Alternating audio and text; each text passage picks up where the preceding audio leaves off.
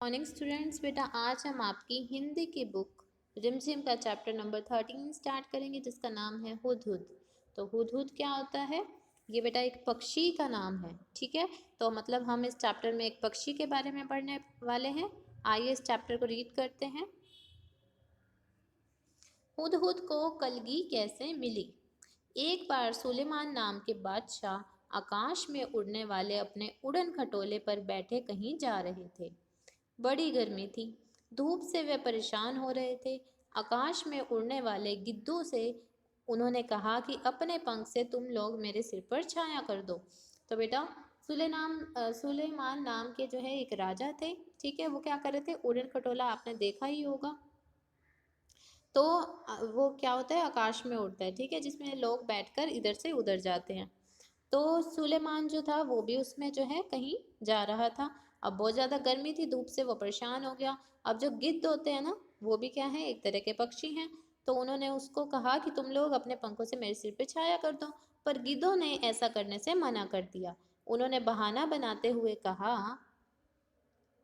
हम तो इतने छोटे छोटे हैं, हमारी गर्दन पर पंख भी नहीं है, हम छाया कैसे कर सकते हैं। सुलेमान आगे बढ़ गए। कुछ दूर जाने पर उनकी भेंट हुदहुदों के मुखिया से हुई। सुलेमान ने उनसे भी मदद मांगी। वह चतुर था, उसने फौरन अपने दल के सभी हुदहुदों को इकट्ठा करके बादशाह सुलेमान के ऊपर छाया कर दी।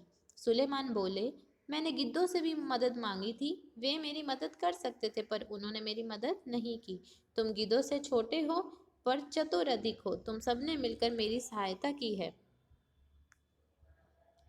अब है हमारा नेक्स्ट पेज। मैं तुमसे बहुत प्रसन्न हूँ, मैं तुम्हारी कोई इच्छा पूरी करूँगा, बताओ तुम्हारी क्या इच्छा है। मुखिया ने कहा, महाराज मैं अपने सभी साथियों से सलाह करने के बाद ही अपनी इच्छा बताऊंगा। मुखिया ने साथियों से सलाह करने के बाद कहा, महाराज यह वरदान दीजिए कि हमारे सिर पर आज से सोने की कलगी निकल जाए। तो कलगी क्या होती है? पक्षियों के सिर पर आपने देखा होगा कई बार एक ऐसे बालों का गुच्छा सा होता है छोटी सी, ठीक है, उसको कलगी कहते हैं।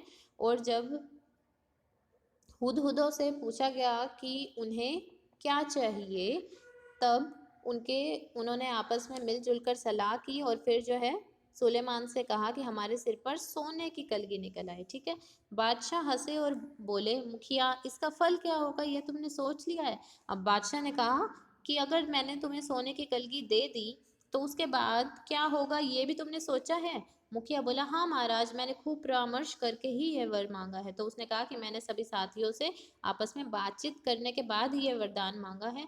सुलेमान ने प्रार्थना स्वीकार कर ली। सभी हुदहुदों के सिर पर सोने की कलगी निकल आई। लोगों ने सोने की कलगी को देखा तो वे हुदहुदों के पीछे पड़ गए, तीर से उन्हें मार मार कर सोना इकट्ठा करने लगे। हुदहुदों का वंश समाप्त होने पर आ गया। तब मुखिया घबराकर बादशाह सुलेमान के पास पहुंचा और बोला, इस सोने की कलगी के कारण तो हमारा वंश ही समाप्त हो जाएगा। सुलेमान ने कहा, मैंने तो शुरू में ही तुम्हें चेतावनी दी थी। खैर जाओ, आज से तुम्हारे सिर का ताज सोने का नहीं सुंदर परों का हुआ करेगा। और तभी से हुदहुदों के सिर पर परों का यह ताज या फिर जिसे हम कलगी कहते हैं वह शोभा पा रहा है। ठीक है, तो बेटा हुदहुद कैसा दिखता है, ऐसा दिखता है। और इसने जो है अपने सिर पर पहले सोने की कलगी मांग ली थी, लेकिन जब इसको पता चला कि लोग जो है सोने के कारण इनको जो है मार रहे हैं, तो वो फिर से सुलेमान के पास गए और सुलेमान ने उनको कहा कि तुम्हारा जो सोने वाला था, सोने का ताज की तरह जो कलगी थी, वो अब सुंदर परों की बन जाएगी। ठीक है, देखो बेटा, ये जो हुदहुद पक्षी होता है वो इस तरह का दिखता है, और जो परों का कलगी है वो ये वाली है। ठीक है, अब जो है हम हुदहुद पक्षी के बारे में पढ़ेंगे। हुदहुद एक बहुत ही सुंदर पक्षी है। इसके शरीर का सबसे सुंदर भाग इसके सिर की कलगी होती है, ये वाला। ठीक है, वैसे तो यह इसे समेटे रहता है, पर जैसे ही किसी तरह की आवाज होती है यह चौकन्ना होकर परों को फैला लेता है। तब यह कलगी देखने में हूबहू किसी सुंदर पंखी जैसी लगने लगती है। इसी कलगी के बारे में तुमने अभी एक सुंदर कहानी पढ़ी है। हुदहुद का सारा शरीर रंग बिरंगा और चटकीला होता है। पंख काले काले होते हैं जिन पर मोटी सफेद धारियां बनी होती हैं। गर्दन का आकार गर्दन का अगला हिस्सा बादामी रंग का होता है। चोटी भी बादामी रंग की होती है, मगर उसके सिरे काले और सफेद होते हैं। ठीक है, दुम का भीतरी हिस्सा सफेद और बाहरी हिस्सा काले रंग का होता है।